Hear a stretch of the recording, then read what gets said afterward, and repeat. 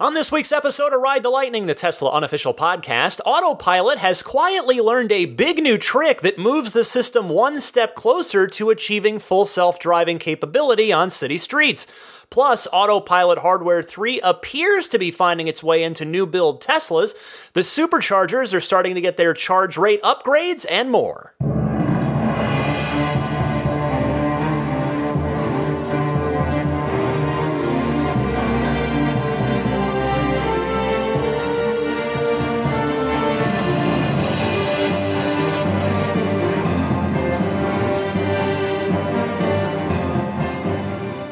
Welcome, friends, to the palindromatic 191st episode of Ride the Lightning, the weekly Tesla unofficial podcast for March 31st, 2019. I can't believe a quarter of 2019 is already over.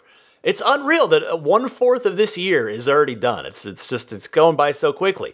Anyway, before I get started, in fact, on the note of it being the end of the quarter, I wanted to wish Tesla the very best this weekend as they power through as many deliveries as humanly possible here to close things out. And I know I've heard from plenty of Tesla employees over the months and years that listen to this podcast. So to all of you Tesla employees listening, I want to tell you, we appreciate your efforts. I know you're all working a lot of long hours, hard hours, a lot of work going into making Q1 the very best it can be here. So we tip our caps. We thank you. A lot of new owners joining the fold, joining the family here at the end of the quarter, including my boss, Per, the co-founder of IGN, trading up, sort of, trading down/up/sideways. I guess it depends how you want to look at it. He swapped out his 2015 85D Model S, that's now just shy of 4 years old, and he went for a P3D. So congratulations to him. We were just texting.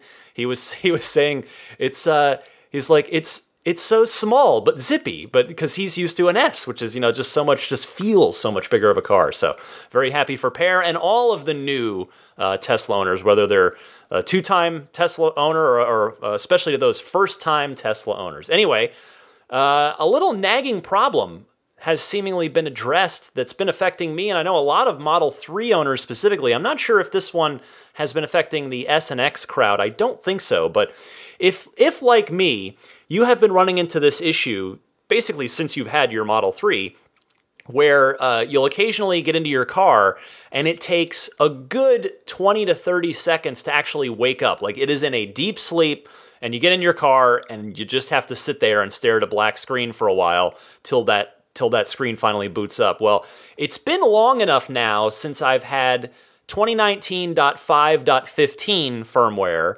to finally say, I think I've got a big enough sample size where I can say, I think that problem has been completely fixed. I have not seen it happen once since I got 2019.5.15. And in fact, I just got 2019.8.3, which I'll talk about a little later in the show. That's the one with the peak power increase. But yeah, I'm just wanted to mention that sort of at the front of the show for people, where if you're maybe still waiting on a software update to at least 5.15, or maybe you've got it and you've been wondering about that problem, if it's been floating around in the back of your head, like, yeah, it seems like it's fixed now.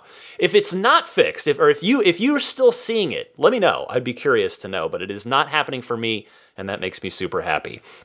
All right, let's move on to the week of Tesla news. No major stories this week. There's not like a super headliner, but I've got, I think, 5 or so smaller stories that are all of interest.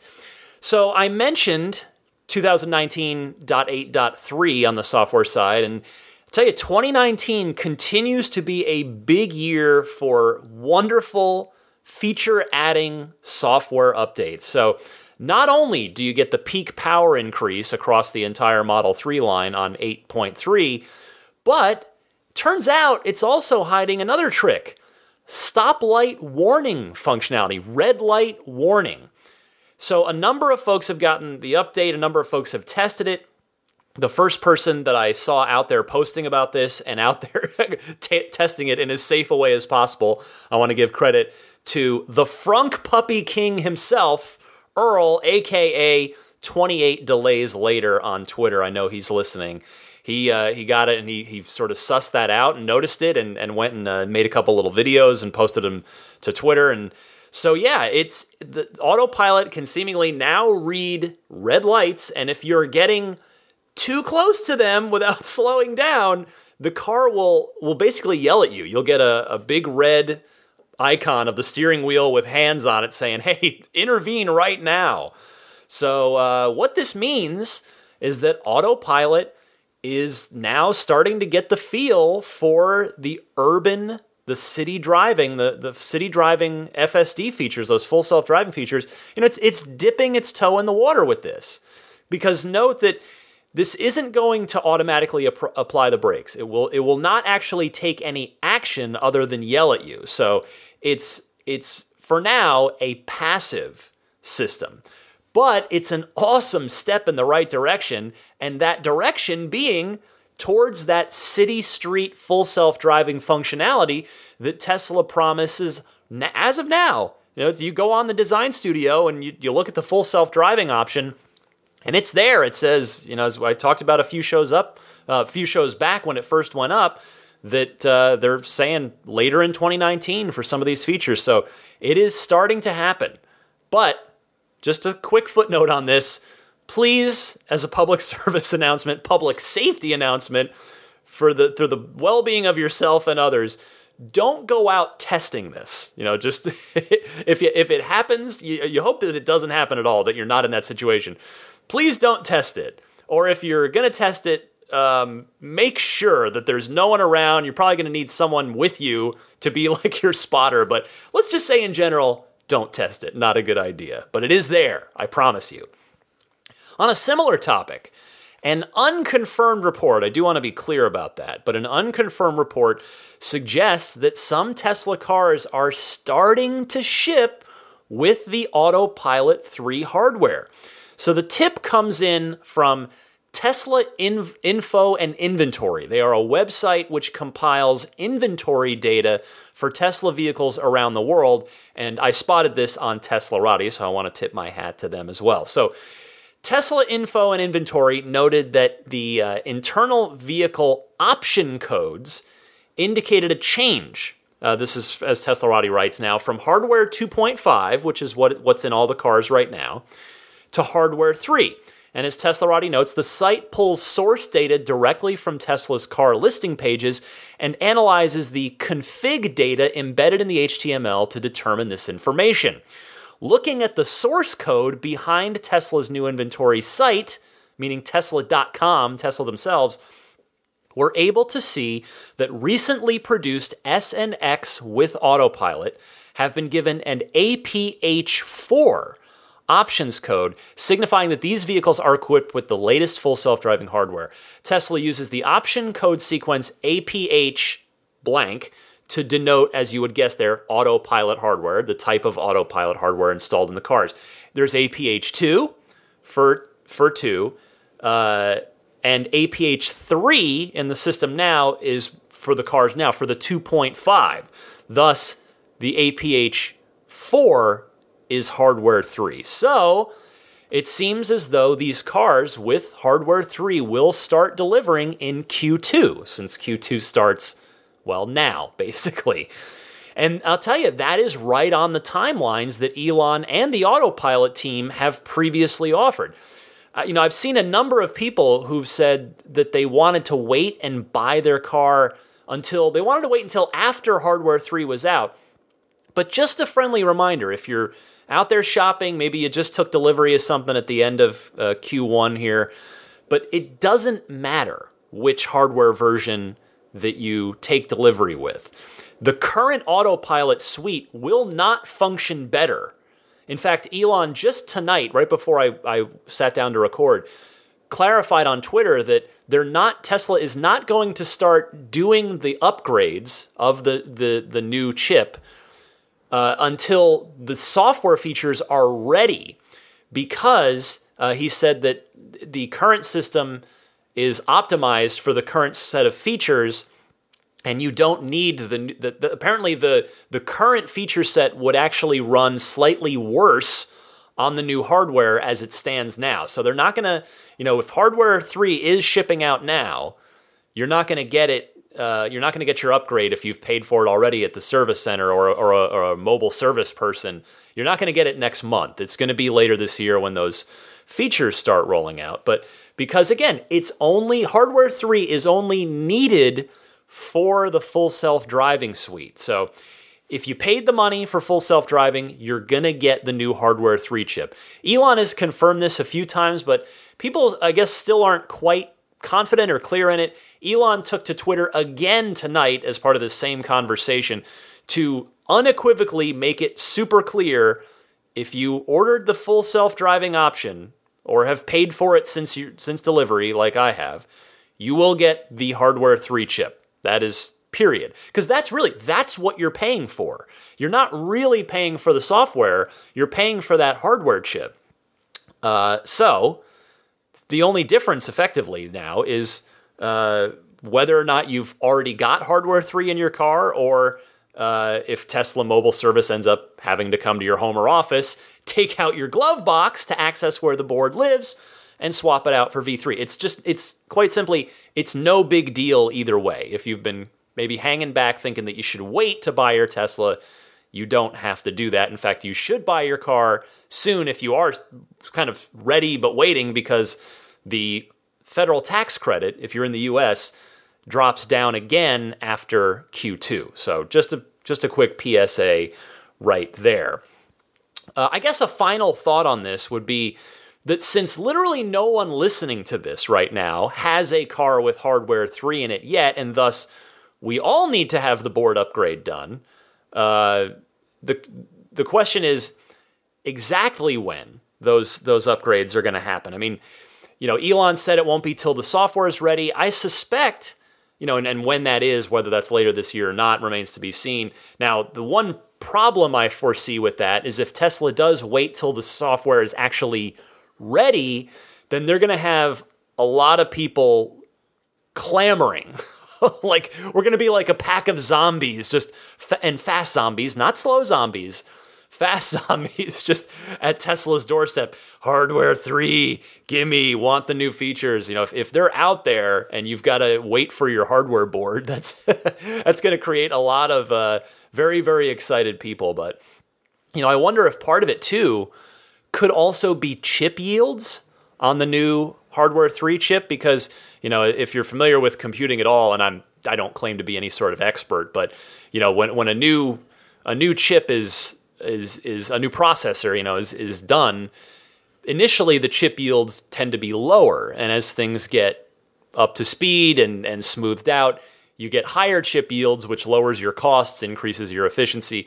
So I suspect, they're obviously going to be going into new cars first, and then they're going to need to get their chip yields to a place where they have enough excess chips on a weekly basis. Remember, they're doing about 7,000 cars per week total across the three models. 5,000 Model 3s, about 1,000 each on S and X.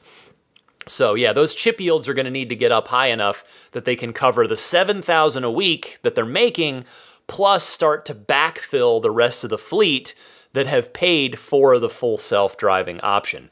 And just, not that this is an apple and orange thing, to be clear, but if the P3D spoiler situation is any indication, it could take a while. So just be patient.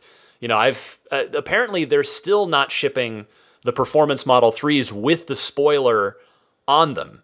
And whether that's a yield, an issue with the supplier or not, my boss Pear's car did not get delivered with it. They're going to hook him up after. I thought for sure, since they finally got mine done, which was about, that was good 3, maybe even like 4 weeks ago now, I would have thought that they would have started installing them on new build cars as well, but they evidently have not done that.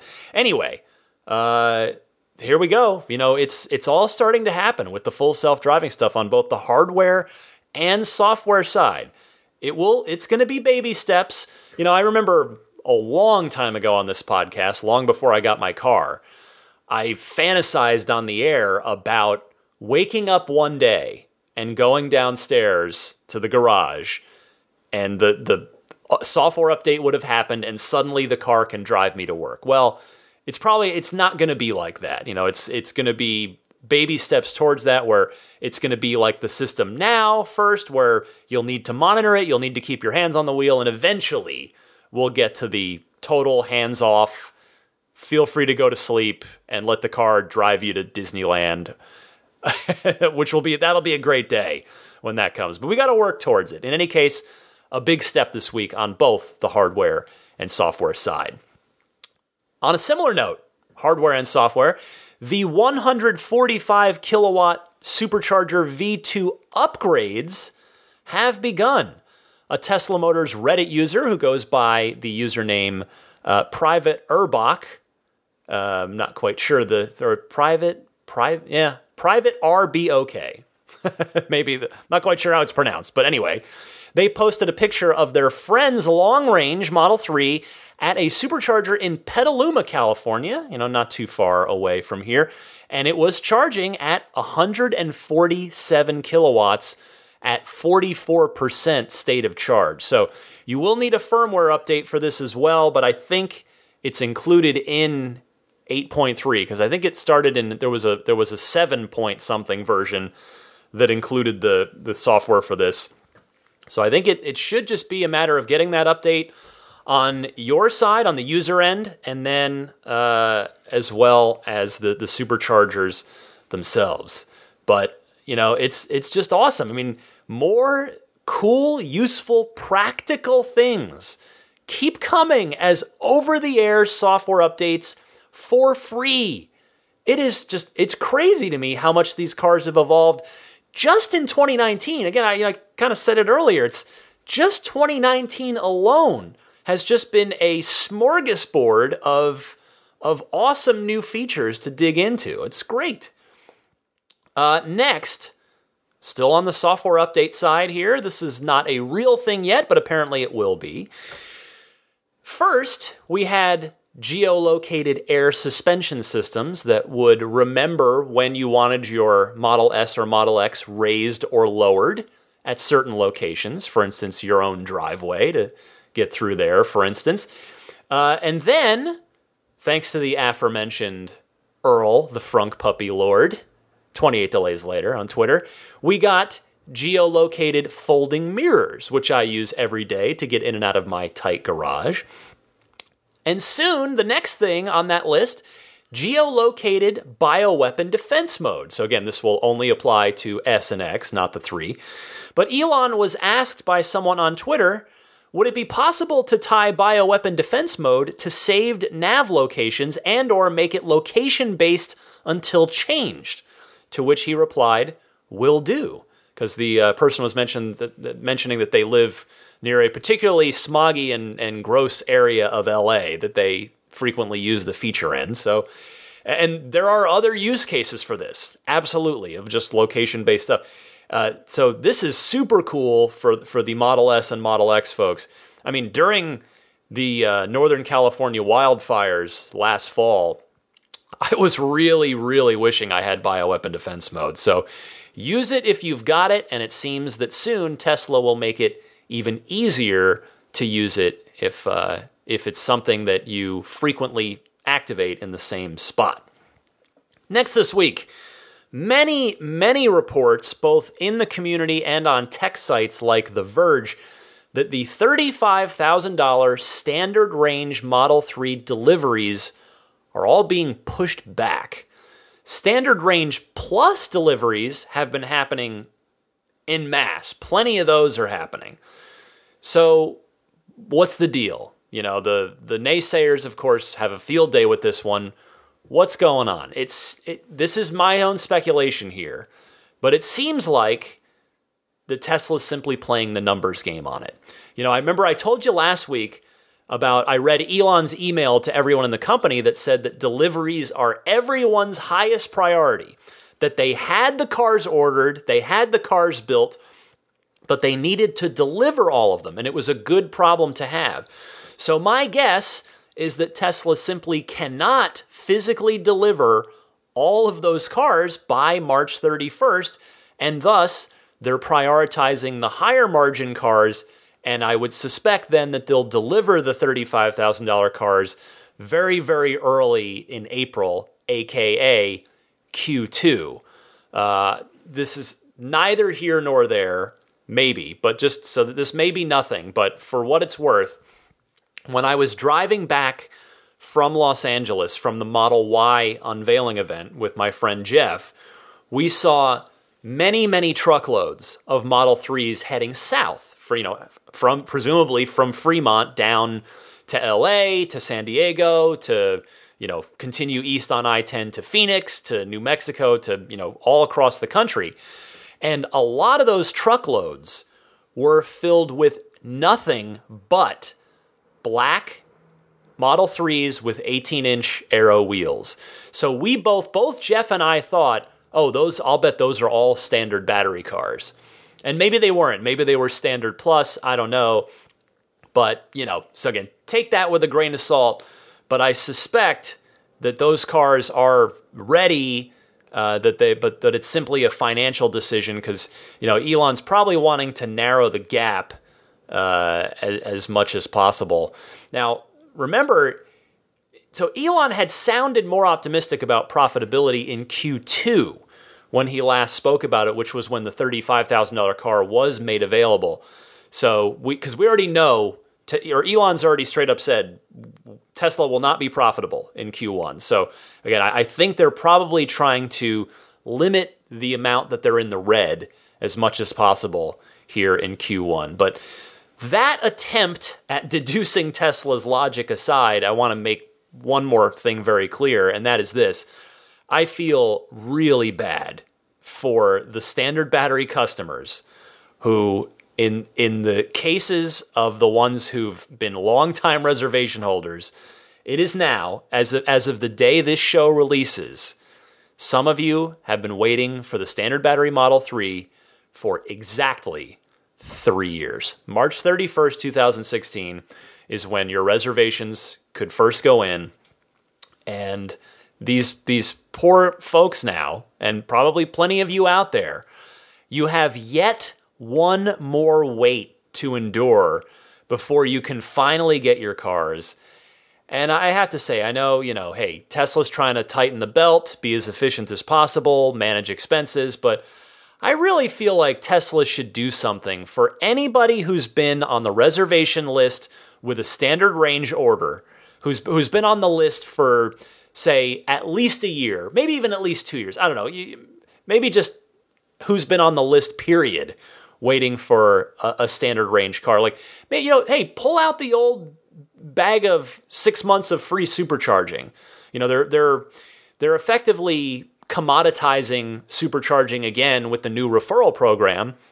So, for the standard range customers, the standard battery folks that have just waited so long, give them the 6 months. They can't be that many people in the grand scheme of things. Like, was it maybe going to be 50,000 people of the original 450,000 orders? Because plenty of those people have no doubt gone ahead and opted for the standard range plus, or maybe they opted for the mid-range, last fall, or what. But let's do something. Tesla should do something for the standard battery customers who've been waiting and waiting and waiting. I really hope all of you get your car soon, if you're one of those people. I really do. Finally this week, the mirror image of this, of the $35,000 deliveries being pushed back is bad news. Here's some good news. That there's a mirror reference in there, which is, it wasn't the greatest segue, I admit, not my best one. But there's good news for UK and Australian listeners out there, among other territories, I might add. A right-hand drive Model 3 was spotted with manufacturer of California license plates right here in the Bay Area, posted to Reddit. The credit for that picture goes to Mr. Salty Peanuts, is that person's. I'm gonna assume male, since they went with Mr. Salty Peanuts, Mr._Salty_Peanuts. Full credit where credit is due. No, seriously, I mean, it was a great picture, nice catch on that, which means, of course, that Tesla is testing them.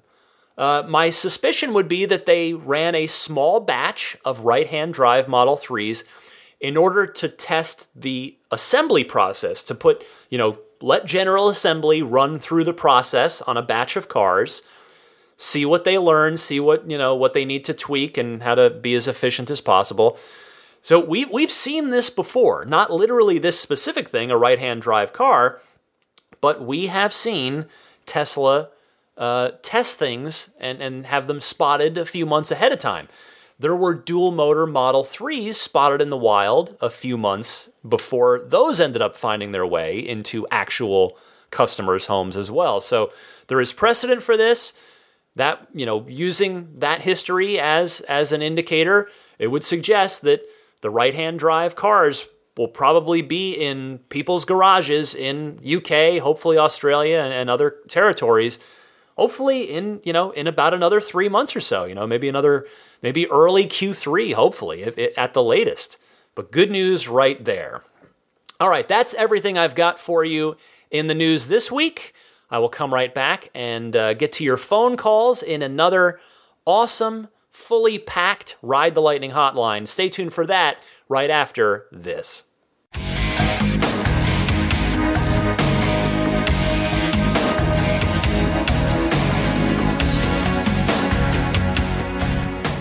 This week, Ride the Lightning is brought to you by AmpUp. AmpUp seeks to build the world's largest reservable EV charging network out of shared private and home chargers, while it also aggregates 9 public charging networks, including ChargePoint, Tesla, EVgo, and Blink, for maximum convenience. Yes, that means if you're an apartment-dwelling EV owner or otherwise don't have home charging, this app is for you. Hosts set hours for sharing on the charger, allowing different schedules every day of the week and weekends. Hosts also set the price per hour for using the charger. Drivers pay via credit card, and reservations are instantly confirmed for drivers since hosts set up the schedule beforehand. AmpUp is incubated by the world-famous Y Combinator. Its creator, Tom, is not only the president, he's also a client. Tom hopes AmpUp can help get more people over the range anxiety hump and boost EV growth. So check out AmpUp today on the App Store and Google Play. Time for the Ride the Lightning hotline. Before I get started with that, a quick shout out and a congratulations to Anthony. He had called in semi-recently trying to decide between a new standard Model S, a 75D Model S, and a used P100D. And he let me know, left me a long, sweet call to let me know he actually decided on and took delivery of a Standard Plus Model 3. So congratulations, Anthony.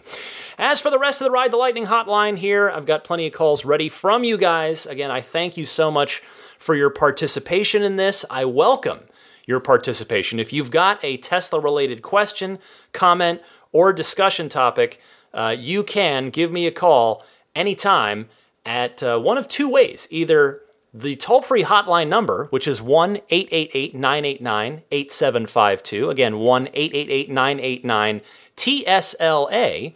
Or you can just use your smartphone's built-in voice recorder, record something, and email it to me at teslapodcast@gmail.com. In either case, I respectfully and kindly ask that you limit the call to 90 seconds or less. Minute and a half or less would be super appreciated so I can get to more calls on the show. Let's kick it off with Jay from LA, who has some commentary on Tesla's decision to walk back the store closures. Jay, you're on the air.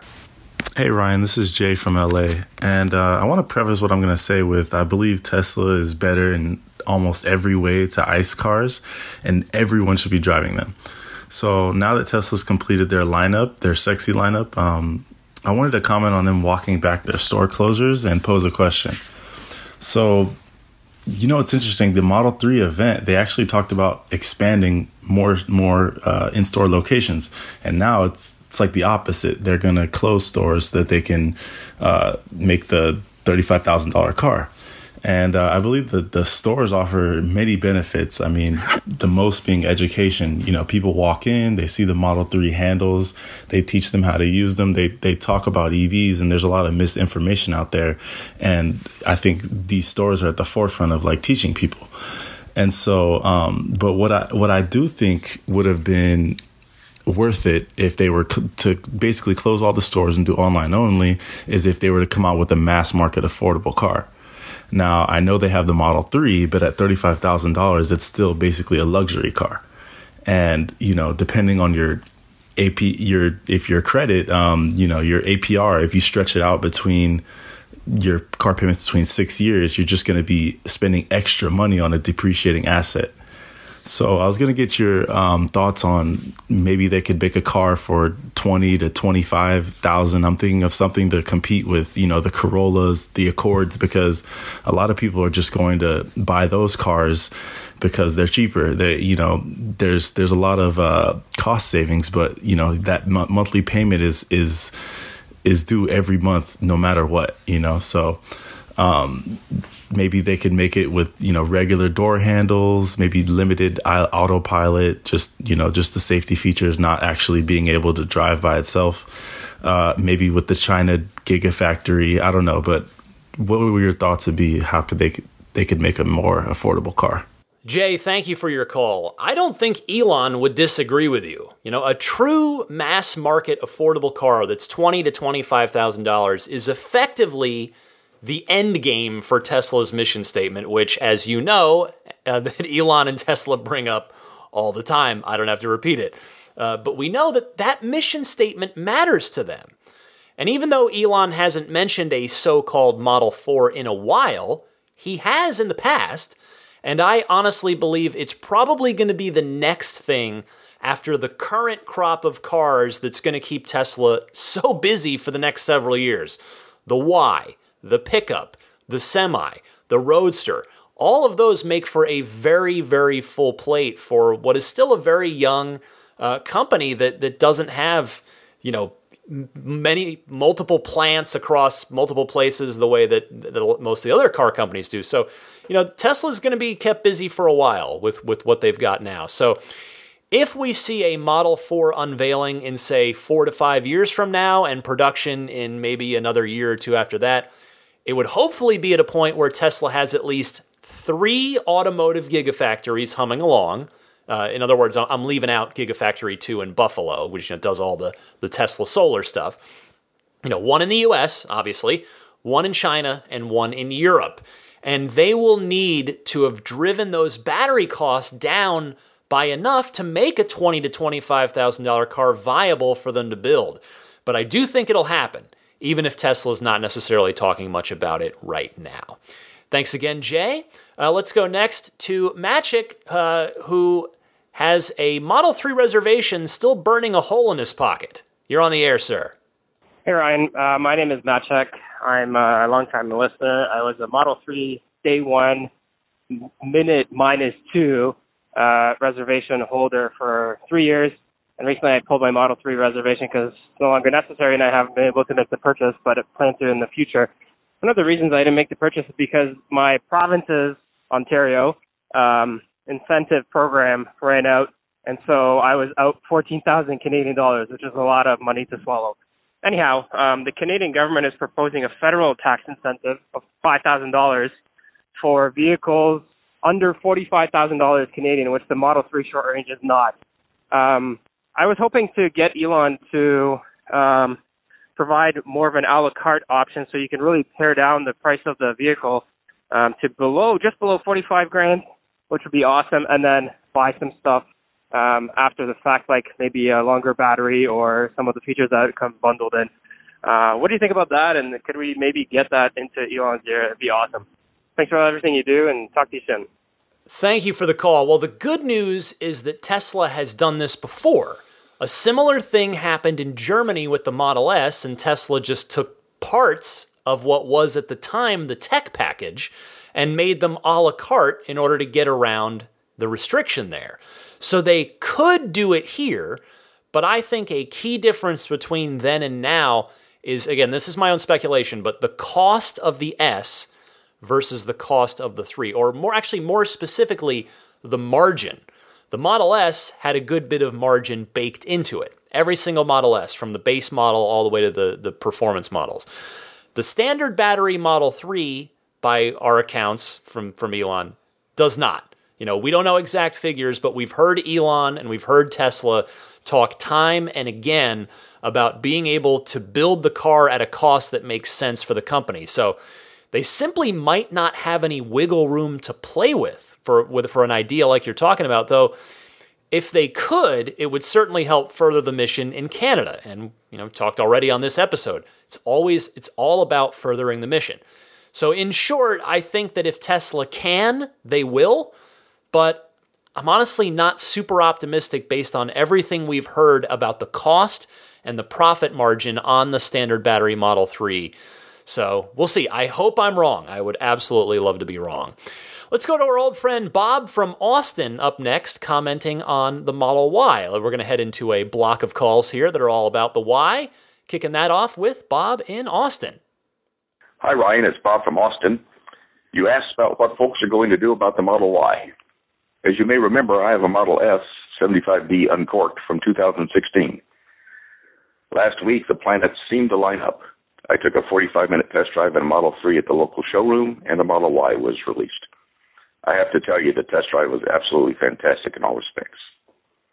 Our goal all along is to begin then to get a Tesla capable of self-driving.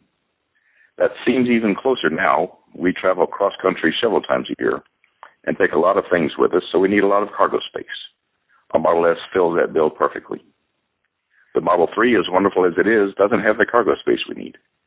But Tesla says now that the Model Y will have 66 cubic feet, and our Model S is listed as 60 cubic feet. So the best of all worlds comes together. Timing. The Model Y is a Tesla that will be very close to self-driving when it is available, a car with the storage we need, and a small, mid-sized crossover that is actually beautiful. If it can tow, that will be icing on the cake. I feel so lucky that we now own perhaps the best car in the world and can keep driving it for a couple of years until the car of our dreams is available. We have a good chance of keeping the Model S. It's a roomy luxury car with lifetime supercharging. By the time we get to the Model Y, our S will be 5 years old with perhaps 100,000 miles on it, so the trade-in value will probably be so low that it'll be easy to keep it. Wow. Boy, it sounds like the planets really aligned for you there, Bob. I am thrilled to hear that the Y should meet all of your needs and desires. I mean, I suppose, given how much cross-country driving you do, the only downside for you will really be not having the free supercharging on the Y. But I suppose that's your trade-off for whatever full self-driving features the Y will have whenever you take delivery of it, versus what I presume the Autopilot 1 features. I'm presuming that that's what you got there, that your current Model S has. So congratulations on your order, and hopefully your wait will be a fairly short one. Next is Larry, who was at the Model Y event and wanted to comment on it. So Larry, the floor is yours. Hey Ryan, this is Larry, a longtime listener, and I haven't called in a while. I also was at the Model Y event. I was pretty impressed with what I saw. I don't agree with the quote-unquote underwhelmingness that the media reported on it. I think you're getting a great car with higher ride height, higher seat height, hatchback, panoramic roof, more storage. What's wrong with that? I think it's a great addition to the sexy lineup, and I'm super impressed by it. I'm sorry I didn't get a chance to shake your hand and say hello. I saw you from a distance, but you were talking to someone. My question is, the functionality with the Model 3, with the Bluetooth entry and start capability, Elon tweeted back in August about enabling that feature for Model S and Model X, and we still haven't seen it. So as a Model S and X owner, I really would appreciate that software update. That's something I would really like to see.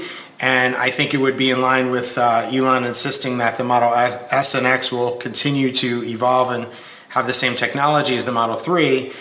I'm not happy to think about the Model 3 or the Model Y having better technology than the S or X. I think he needs to keep those current. And then I guess my next question is, as someone who has my a second Model S, I'm wondering when a good time would be for me to upgrade my Model S. I'm still waiting for either an interior refresh or an exterior refresh, so I don't really have a reason to upgrade my early P85D until one of those things happens. Wondering what your thoughts on that on the next iteration of Model S, when it might come and what it might be of. Thanks, Ryan. Thanks for a great podcast. Thanks for your call, Larry. To your question about upgrading your S, I think I said it after the V3 supercharging reveal, where the S and X are seemingly not going to get the full benefit of it. And it made me think that a refresh of the S and the X, at the very least, a technical refresh, if not a cosmetic one, either on the inside or outside of the vehicle or both, has got to be happening soon. It just seems crazy to have the flagship vehicles in the product line be left on the sidelines a bit with the new supercharging. So I wonder if the phone is key functionality that you're asking for might be tied to that, perhaps, as well. So we'll see. It just feels like the S and the X are due. They are due for some sort of meaningful upgrade. Again, even if it's all under the hood, so to speak, even if it's not a cosmetic thing, just technical stuff to allow for these new features like phone is key and full V3 supercharging. We'll see. Thanks, Larry. Let's go next to another old friend, Lawton from Chicago. Wants to comment on the 7-passenger option specifically of Model Y. Lawton, go ahead. Hi Ryan, it's Lawton from Chicago. Wanted to comment on the Model Y reveal. With my family welcoming our 4th child earlier this month, we were strongly considering ordering a Model Y if it had 7 seats to replace our minivan for regular family driving. However, based on currently available info on the 3rd row, we're instead going to take a wait-and-see in-person approach rather than placing an order now. Since we plan to keep our vehicle for at least 10 years, the 3rd row appears too small, especially as our kids become older. The jump seat configuration without headrest and lack of headroom may be a deal breaker for both safety and comfort. Perhaps, if there's enough feedback and lack of interest in the 7-seat config, Tesla will consider a more general curve to the back of the vehicle, allowing more headroom and trunk space. As a result, our search for a 7-seat Tesla continues. We would love to have a larger Tesla that provides similar versatility and space as our current minivan. We're excited to see what the updated Model X eventually looks like. The announcement of V3 supercharging should be a good sign that major updates to Model S and X are coming soon. What do you feel the chances that the Tesla pickup comes in multiple configurations, such as a pickup version with open flatbed and an SUV version with 3 rows of seating? Do you think that Tesla will actually have a collaboration with Mercedes Sprinter to make a series of Tesla vans for commercial and family use? Eliminating emissions from ICE delivery and passenger vans will be a strong contribution to further Tesla's mission of sustainable transport.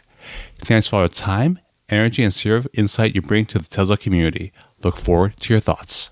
Thanks, as always, for your calls, Lawton. I hadn't really thought about the pickup truck having multiple configurations. It's certainly possible. I mean, that's how Rivian is starting out, as you have no doubt seen.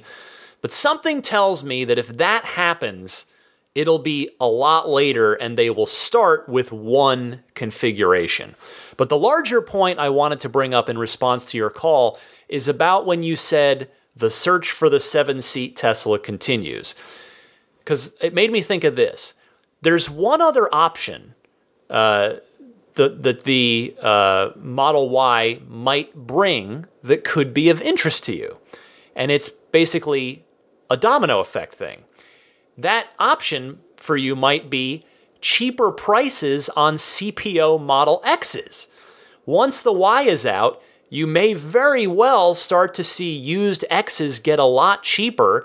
And you know what? Maybe one of those will work for you and your family, since the 3rd row can absolutely fit adults. I rode in the 3rd row of a Model X on the way to and from the parking lot at the Model Y reveal. So parking, I'll tell you a quick weird story. So, and this also happened when I went for the Model 3 reveal back in 2016, except I was in an Uber that time, and the Uber driver went. Anyway, so this time I'm in my car, and I'm driving my cousin Pat and my friend Jeff, and Pat had come out from Arizona, and we linked up at the hotel. So we're all driving over in my car to the design studio for the Y unveiling, and we pull in. So we get on to the street that the design studio's off of, which SpaceX is also off of.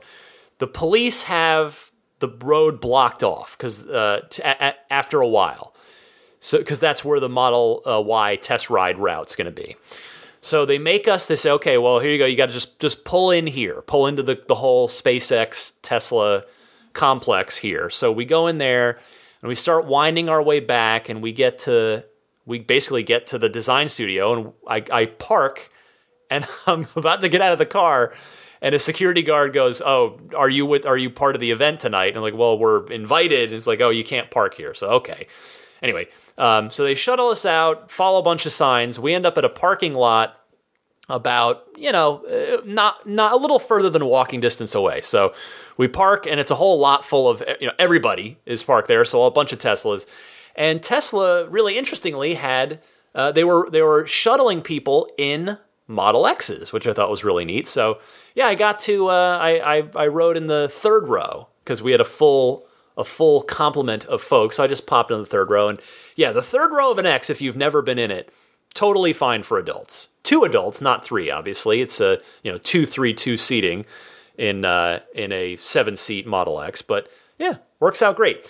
So anyway, the point is, Lawton, that's just food for thought for you. Think about a used Model X if you hadn't considered that already. And by the way, congratulations to you and your wife on the new addition to your family. Andy from Denver is up next, and as I told you, this is a Model Y block, so he's got some comments on the Model Y. Let's see what Andy has to say.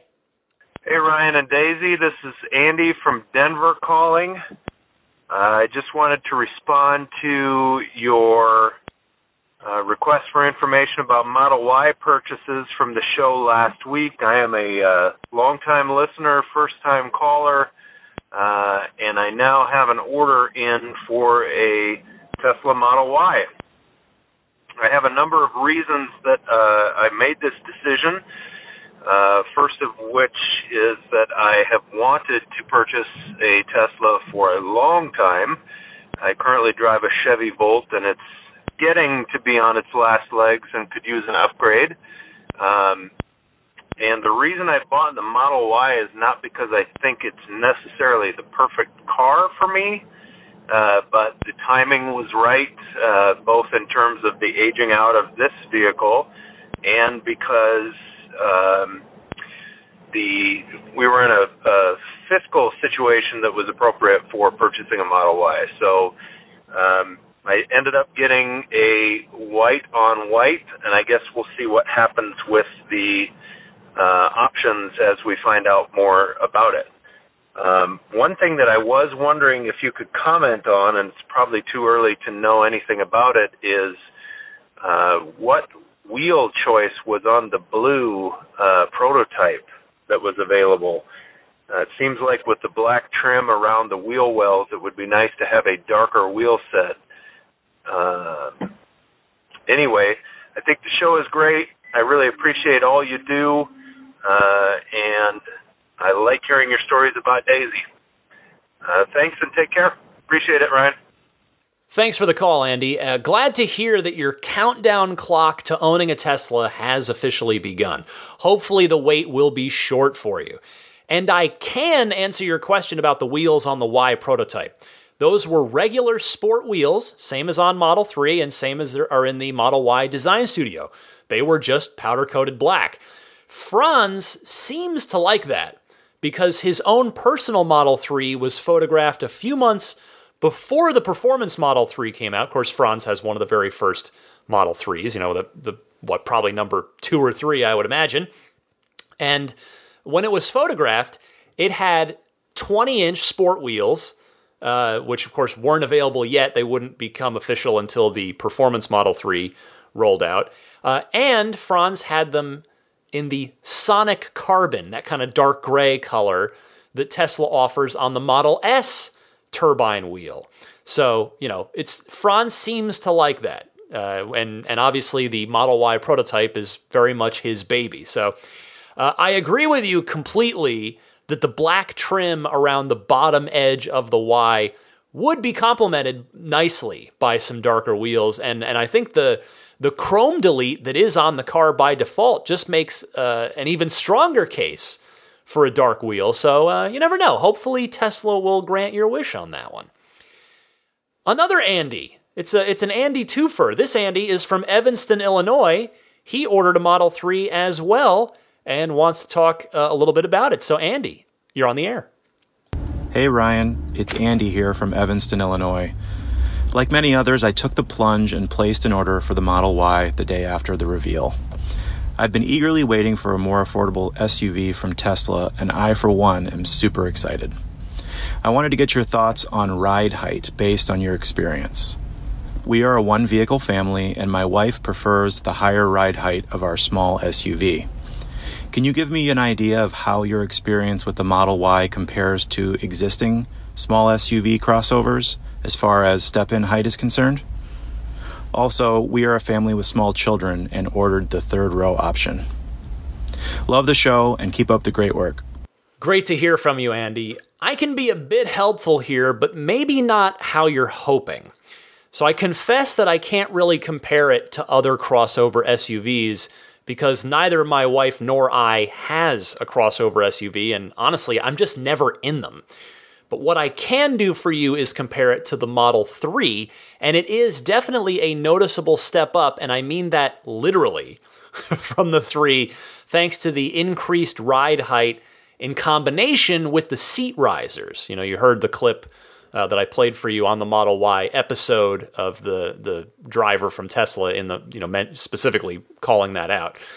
Hopefully you won't have to wait much more than 2 years for that third row, since Tesla just put the very nondescript 2021 on the design studio for that option with no specific window on it. But I will say it does seem perfect for small children, so that should work great for you. Larry from New York is up next. He's got a bit of an interior quandary on a potential order, so see if we can help Larry. Hello, Ryan. This is Larry from Brooklyn, New York. First-time caller. New to the podcast, about 8 episodes in now. Just had a question in reference to the new lineup on the Model 3. Thinking about getting the Standard Range Plus or the rear-wheel drive long range. And I know with the premium interior on the Standard Range Plus, they only offer standard maps and navigation. My question is that is there an option to upgrade, if I was to go with the premium interior, to upgrade to the live maps and traffic by way of subscription? That will be the difference between the ordering, whether the long range rear-wheel drive or the Standard Range Plus. Thank you. Like the podcast. Thanks for your call, Larry. It does not appear that way. It seems to be tied to the battery trim, not the interior itself. I would consult Tesla customer service to be sure. You can dial them up anytime and they can verify if I'm right or not. But what I would tell you is that if you are in a position where the long range is a viable option for you, I would highly recommend that. I believe you said that you're newer to the podcast, so you may have never heard me say this. So here goes, and apologies to others who have heard me say this, but it's this, 3 words. Range is king. Particularly in a place like New York, where you're going to have the chillier winter temperatures to deal with for a chunk of the year that's going to take a bite out of your range. And believe me, I know it's a lot easier for me to say that than it is to go ahead and you to pay more money for it. But since you mentioned both, I wanted to at least try and nudge you towards the bigger battery if it's feasible for you. If not, you're still going to get a great car that you're going to be super happy with. But the bigger battery is going to be hugely beneficial in the winter and just in the long term. And it would also definitely solve your live maps and traffic requests. That's a definitive way to address that concern. So best of luck to you regardless. And we'll go next to Will in the UK, who wants to talk about over-the-air upgrades for S and X. Will, you're on the air. Hi, Ryan. Will Brocklebank here from the UK again. Hope you're well. I was just listening to your episode where you were listing all of the improvements that the cars have received for free since you bought them. Dog mode, Sentry mode, navigate on autopilot, power boost, amongst other things. And it made me think, here in the UK, I've owned my Model X for about 10 months now, and we don't have any of those features yet. In fact, almost every UK Tesla owner of any model is reporting drastically reduced autopilot performance, masses of phantom braking as you pass cars on the left and the right as they seem to lurch into your lane if you look at the screen in the front. Autopilot is basically unusable at the moment, and I've had that confirmed by Tesla Service Center, who say that there is a firmware upgrade coming and they do know about it. But I haven't had a firmware upgrade since just after Christmas. So although I'm a huge Tesla fan and a big supporter and indeed an investor, I do feel somewhat frustrated by Tesla's over-the-air upgrade performance. Autopilot has degraded. We don't have these new features. Seems to take a very long time. And who knows whether we'll ever get Navigate on Autopilot outside of the US. Anyway, just a thought. It's just that Tesla is now a global company, truly. They rely on international markets for their profitability, or at least their growth story being executed. And yet a lot of their core componentry over the air upgrades are not really being pushed out internationally properly. I'd be interested in your thoughts and those of your listeners. Cheers. Will, thank you for your perspective. I don't disagree with anything you said. Tesla does need to take better care of its global customers, not just the North American ones. On the plus side, since you sent in your call, I did read reports of Navigate on Autopilot starting to finally roll out to European cars. So look for that update very, very soon, particularly since it sounds like you're quite overdue for an update. So you're looking for 2019.8.3. It's also got Sentry mode in it. Now, to be perfectly clear, that report of someone in Europe getting it, that was from a Model 3 owner. And I know S and X have been a bit slower to get those updates recently, but again, hopefully it sounds like good things are coming your way imminently. In fact, my hope is that it's all moot and that you've already gotten the update by the time you hear this call played back in your ears. Taking us home this week is Joe from Michigan. He's got an interesting idea. Joe, let's have it. This is Joe Willett from Michigan. I had an idea that I really think Tesla should do and probably will do at some point anyway, whether they hear it from me or not. Similar to the way Apple sells iTunes gift cards, and you can give someone iTunes credits, and you could just have an account with credits and spend them as you go and receive the credits as gifts at Christmas or whatever. Tesla should do the same thing. I can just imagine going into a drugstore and seeing the big rack of all the gift cards, and you see a Tesla brand one there. You buy it for $15 or $100 or whatever, and give it to your nephew or someone just as a gift. And apply that to your account, and you've got free miles. You're giving somebody a road trip. So anyway, I'm hoping that they do this. I think it'd be really cool. Thanks. Joe, I like that idea. It could also be used for merch or even service credits too. So good stuff. Thank you so much for calling in. And thanks to all of you who called in this week, continue to call in or will call in. Again, I welcome your calls. I gave you the info for how to do that at the top of the segment. I'd love to hear from you. And we'll, of course, get back to the Ride the Lightning hotline next week. For now, I'll be right back with some thoughts on the peak power increase that I just got and had a chance to give one test to. So I'll talk about that and then wrap things up right after this.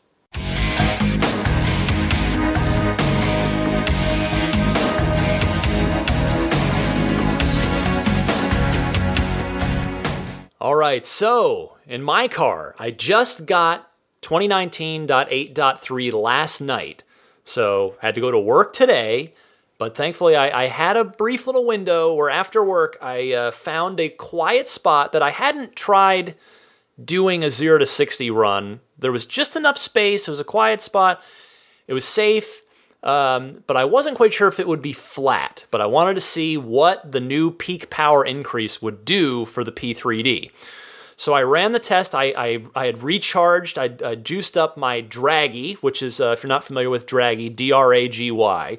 It's a $150 thing you can get off of Amazon. It has like a GPS dongle and then an app on the phone. It links with the phone and it's the dongle, which is GPS based. So it's basically using all its tools to pretty accurately measure your performance time. And I'd used it before, early on after I'd gotten the car at a totally flat place, and I'd clocked myself. I'd been able to pull a 3.49, so basically exactly what the car was programmed to do at the time. Well, now the car's been reprogrammed to go a little faster, so I wanted to see what that would look like, and it worked out that the place I tried it at today was ever so slightly downhill in one direction and uphill the other way, obviously. So, and by ever so slightly, I mean 1.49% slope downwards or upwards going the other way.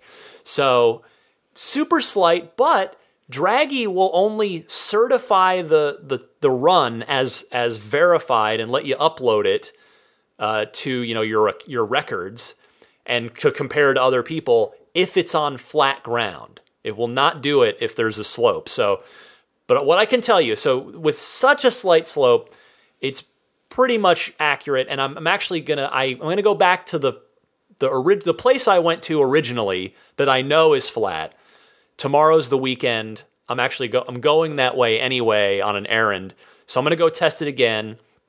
I'm charging my battery to 90%, which is what I had it on for this run today as well. So it was 90% today. It'll be 90% when I try it on the totally flat ground tomorrow. And I ran a 3.40. And again, that's without a rollout. So if you add in rollout, basically Tesla now will call that a 3.2 second 0 to 60 with a rollout. But without a rollout, 3.4 seconds. So yeah, it is as advertised about 1/10 of a second better. So that is pretty cool. And I don't know if the old butt dyno, if I could really feel the difference, at least on a 0 to 60, but it felt good. It's quicker than it was yesterday, which is just crazy. Again, like when you just stop and think about it, I love it so much. So thank you, Tesla. Thank you to the engineering team for pulling, analyzing all the data from the entire fleet and realizing that they could pull a little extra power out of the motors without endangering anything. I love it. And I'll let you know, if I have any results that are any really different or worth mentioning when I go to flat ground tomorrow. I'll pass those along on next week's show. Now, the pro tip of the week. I believe this gentleman, I've sometimes the quality of the calls can vary on the hotline, and it's not your fault, but I believe this person's name is America. And if I got that wrong, I do apologize. I did my best. I listened to it a few times, but here's America from Northern Virginia with a tip about Autopilot steering wheel nags, when it nags you to grab the wheel. Hello, Ryan. This is America from Northern Virginia.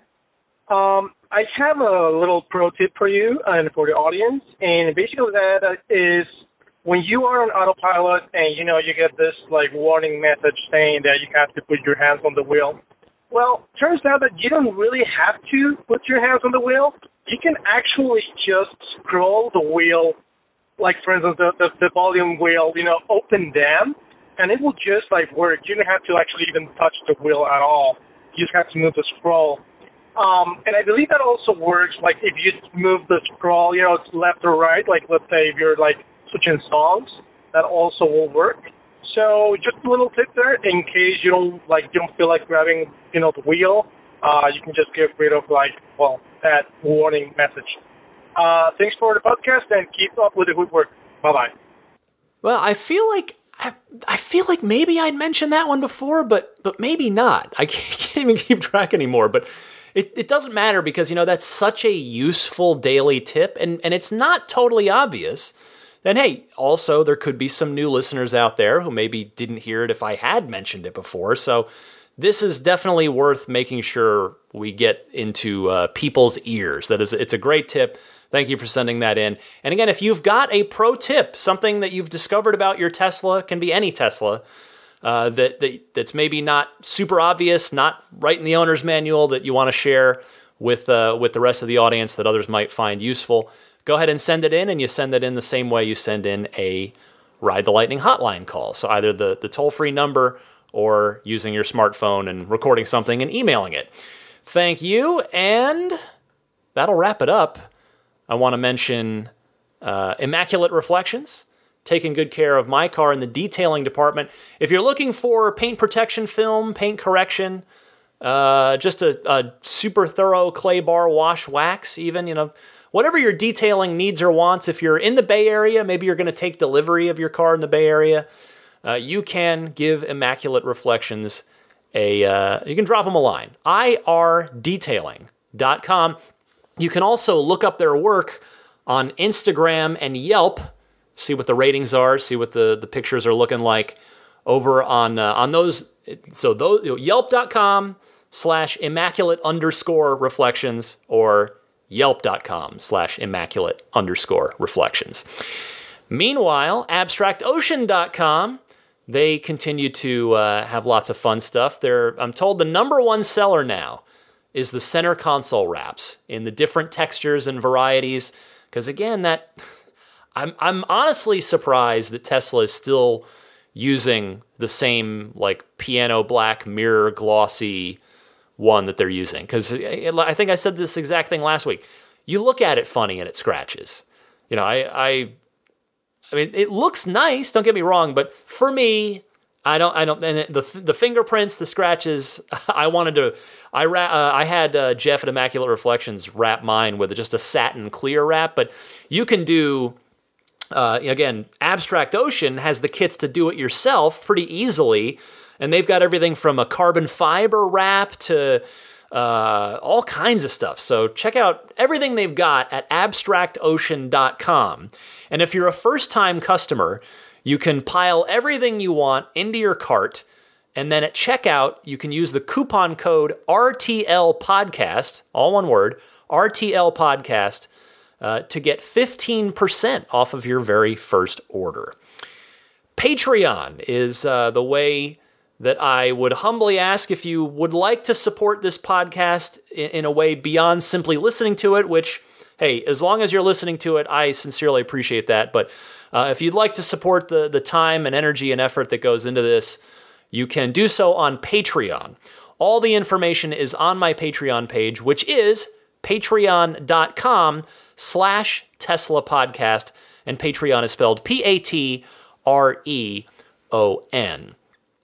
In fact, I want to thank the newest Patreon producers, Ron Lee and Lambert Lee. I don't think there's any relation there. I think that might just be a heck of a coincidence. But also going back from the longest tenured Patreon producer tier folks to the newest, DJ Harbaugh, Pete White, Wolfgang Obergen, George Cassiopo, David Brander, Jonathan Wales, Alexi Heft, Logan Willis, Matthew Parra, Michael Lester, Robert Miracle, Jason Chalukas, Joe Edgel, Tim Hyde, Marcus Mayenshine. By the way, Tim Hyde was in town with his lovely wife and had said, "Oh, I'd love to meet up," and we met up for coffee today.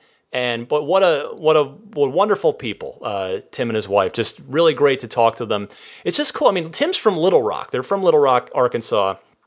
And it's, I know I live in the Tesla bubble here, which is good and bad, right? It's like I get a unique perspective to give to you guys by way of being effectively in the eye of the hurricane here, but at the same time, it's very interesting to me and valuable to me to hear the perspectives of people who live well outside of that bubble. And Tim was telling me about, they have a Model X, and there is, he says there's a good contingent of Tesla folks around town now, but still with the X, as soon as those doors go up, they get a lot of curious people, and they spend a lot of time talking to people about Tesla, and I think that's cool that they make the time to do that. And I'm sure a lot of you have those stories too, that people that don't live here in the Tesla bubble, where these things aren't seen 5 times a day. But Tim, it was great to meet you. It was a really great time today.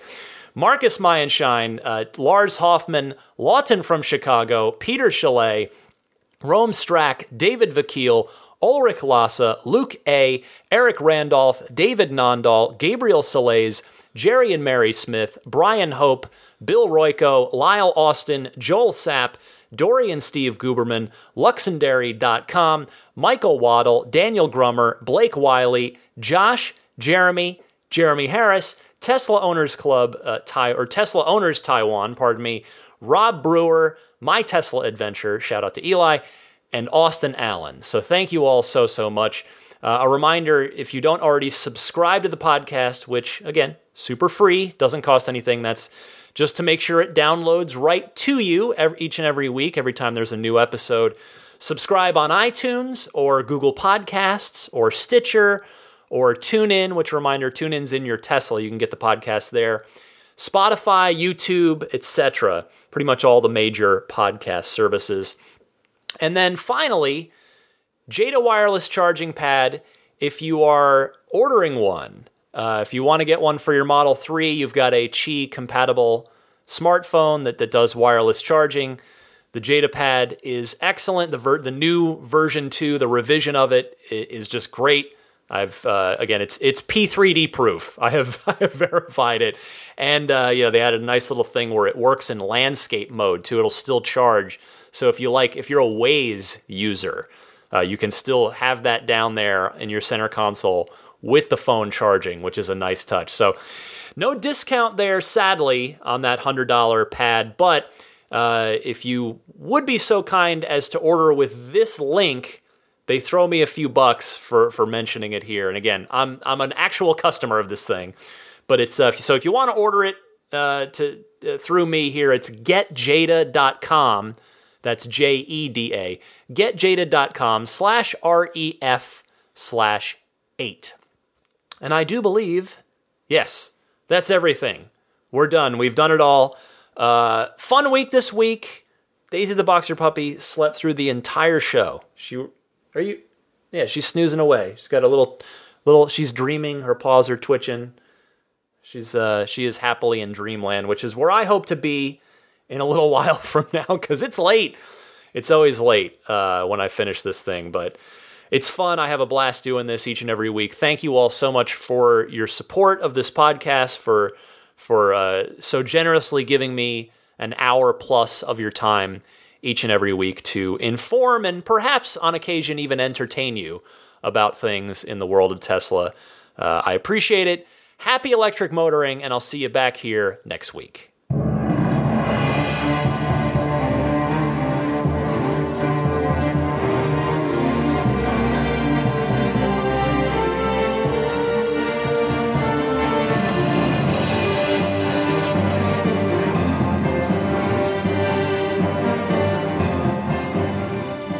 I mean, I think a Tesla is the most fun thing you could possibly buy ever. That's what it's meant to be. Well, our goal is to make it's not exactly a car. It's actually a thing to maximize enjoyment. Make it maximum fun.